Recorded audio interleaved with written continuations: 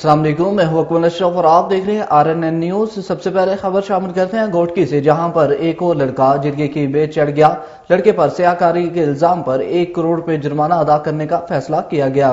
گوٹکی کے علاقے قادرپور میں باثر وڈیروں نور محمد اور محمد نواز چاچڑ نے جرگہ بلا کر نوجوان عبدالحمید چاچڑ کو لڑکی ہیر خاتون کے ساتھ سیاہکاری قرار دے دیا گیا اور فیصلے میں متاثرہ لڑکے کے اوپر 1 کروڑ جرمانہ ادا کرنے کا فتویٰ سنایا گیا، جبکہ غیر قانونی جرگے میں جرمانے سے 1 لاکھ روپے پولیس کو اور 50,000 روپے صحافیوں کو ادا کیے جائیں گے، جس کے بعد 1 کروڑ روپے جرمانہ پڑنے کے بعد نوجوان عبدالحمید چاچڑ کے بھائی کو دل کا دورہ پڑ گیا اور متاثرین کی جانب سے نیشنل ہائی وے کو دھرنا دے کر بند کر دیا گیا، جس کے بعد معاملے کا SSP گوٹکی نے نوٹس لے کر DSP کو انکوائری کا حکم دے دیا۔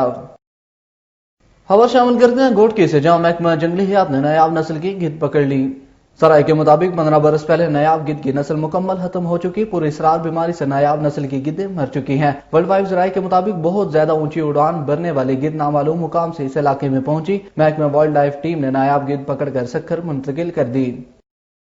خبر شامل کرتے ہیں گجرہان سے، جہاں پر دختر گجرہان فلاحی کاموں کے حوالے سے اپنی ایک خاص پہچان رکھنے والی معروف سیاسی اور سماجی شخصیت میڈم طاہرہ یاسمین کی ان کی رہائش گاہ پر سیاسی اور سماجی شخصیات سے ملاقات۔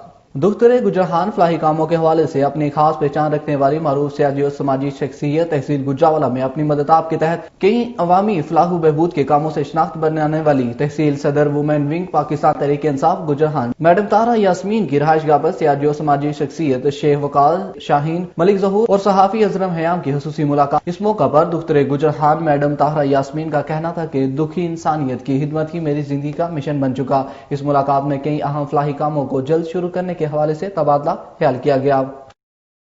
اور اب رخ کرتے ہیں جیب آباد کا، جہاں فافین IE کی جانب سے CDF دفتر میں 2 روزہ صحافتی آن لائن تربیتی پروگرام کا انعقاد کیا گیا، جس میں سندھ بلوچستان کے مختلف اداروں کے سینئر صحافیوں کی شرکت۔ مزید اس حوالے سے جانتے ہیں اپنے نمائندے زاہد کھرل سے۔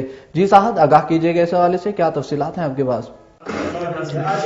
جی بالکل، بات کی جائے تو ہم تک موجود ہیں صحافیوں کے 2 دن کی ٹریننگ کے حوالے سے CDF کی جانب سے ایک ورکشاپ رکھا گیا ہے۔ مطلب یہاں پر صحافی موجود ہیں، آج ان سے جانتے ہیں ان کا کیا کہنا ہے حوالے سے۔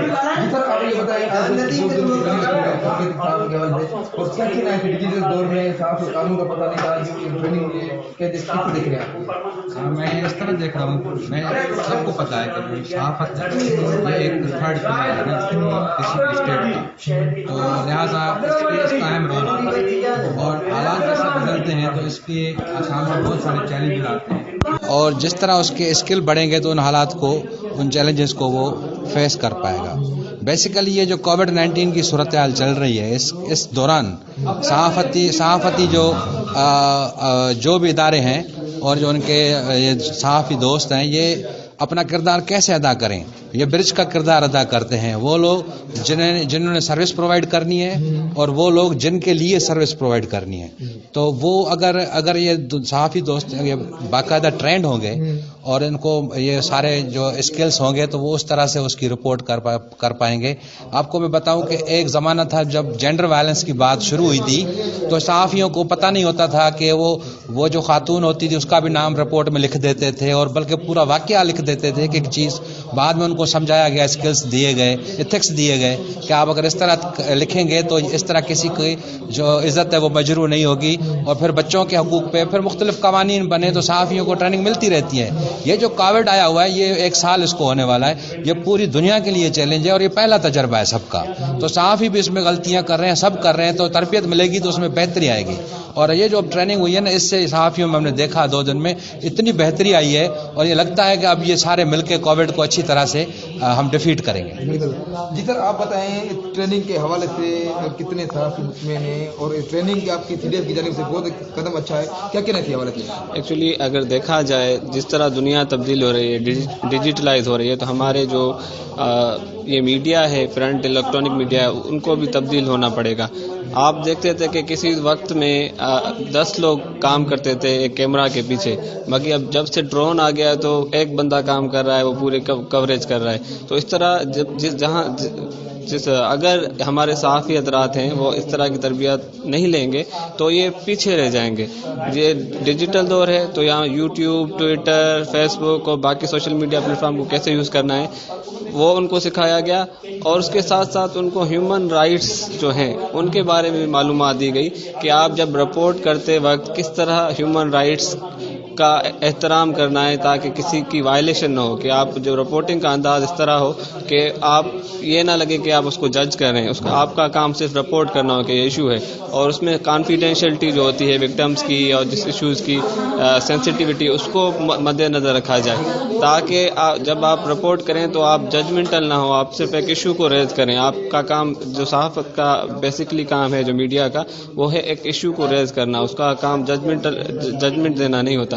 تو آج کی جو 2 دنوں کی ٹریننگ تھی اس میں یہی سکھایا گیا کہ آپ کس طرح اپنے جو رپورٹ کریں گے اور اپنے حساس چیزوں کو ہیومن رائٹ سے ریلیٹڈ ہے، وومن رائٹ سے، جینڈر سے ریلیٹڈ چیزیں ہیں، ان کو رپورٹ کرتے وقت کس طرح خیال رکھیں گے، اور سوشل میڈیا کے جو ڈیجیٹل پلیٹ فارم ہے اس کو کیسے آپ استعمال کریں گے. جی بالکل، آپ نے بات سنی صحافیوں کے بھی CDF کی جانب سے پروگرام رکھا گیا 2 دن کے حوالے سے آن لائن پروگرام تھا. انہوں نے بولا بہت اچھا پروگرام رکھا گیا، یہ ہر سال ہونا چاہیے یہ پروگرام.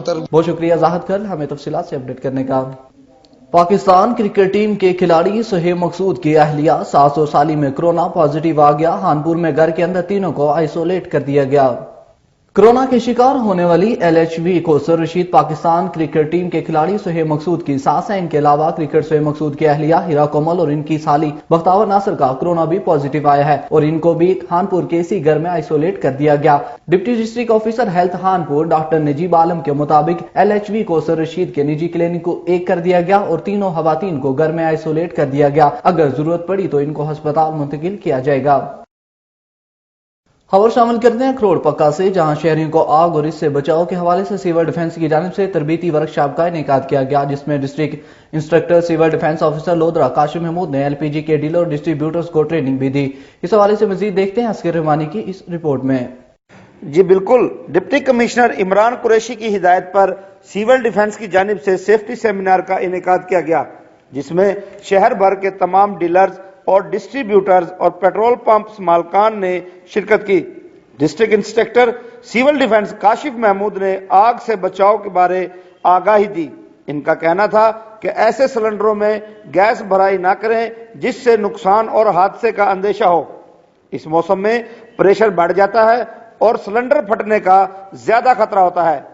فائر کو کنٹرول اور LPG سلنڈر کے حوالے سے تربیت دی گئی. کسی بھی جگہ گیس لیکیج سے آگ لگتی ہے تو پہلے سپلائی والی جگہ بند کرنی چاہیے. آگ ہمیشہ چھوٹی سے بڑی ہوتی ہے، جسے بر وقت کنٹرول کیے جائے تو بڑے نقصان سے بچا جا سکتا ہے. کیمرامین رانا وکاس کے ہمراہ محمد اصغر رحمانی، RNN نیوز، کہروڑ پکا. خانپور میں موزہ نیل گڑھ کے رہائشی بدبخت اکبر کا اپنی ماں پر تشدد. ماں نے تھانہ صدر SHO اسد اللہ مشتوئی کو فریاد کی. تھانہ صدر پولیس نے بدبخت اکبر کو گرفتار کیا اور فرمان نبی صلی اللہ علیہ وسلم سنایا تو بدبخت بیٹا توبہ طائب ہو گیا. دیکھتے ہیں سلیم مغل کی اس رپورٹ میں. دیا تر جاوڑ ایک وار تے ماوا لب دیا نہیں. اپنی ماں کو گالم گلوچ اور مار پیٹ کرنے والے بدبخت بیٹے کو تھانہ صدر پولیس نے گرفتار کر لیا. SHO اسد اللہ مستوئی کے مطابق اکبر نامی شخص اپنی ماں کو روزانہ تشدد کا نشانہ بناتا. اس کی ماں مقصود مئی نے SHO تھانہ کو فریاد کی کہ اس کا بیٹا روزانہ تشدد کرتا ہے. ماں کی شکایت پر اس کے بیٹے کو گرفتار کیا اور جب دینی روشنی میں فرمان نبی صلی اللہ علیہ وسلم سنایا گیا تو بدبخت بیٹے نے اپنی ماں کے پاؤں پکڑ لیے. در پاوے لکھ جان تو مندے نے پر ماویا کھڑ سارے جگ تو چنگے نے. ماں نے اپنے لختے جگر کو پاؤں پکڑے دیکھا تو مقصود مائی اپنے آنسوؤں پر قابو نہ پاس کی اور اپنے بیٹے کو معاف کر دیا. مقصود مائی کے بیٹے نے اپنے کیے پر شرمندگی کا اظہار کیا اور آئندہ اپنی ماں کی خدمت کرنے کا عہد کر لیا. جبکہ مقصود مائی نے تھانہ صدر پولیس کا نافرمان بیٹے کو فرما بردار بنانے پر شکریہ ادا کیا اور SHO اسد اللہ مستوئی اور تمام عملہ کو ڈھیروں دعائیں دیں. کیمرہ ٹیم کے ساتھ سلیم مغل، رگز نیوز، خانپور. اہم خبریں اپنی جانب. مزید خبروں اور تفصیلات کے لیے دیکھتے رہیے RNN نیوز.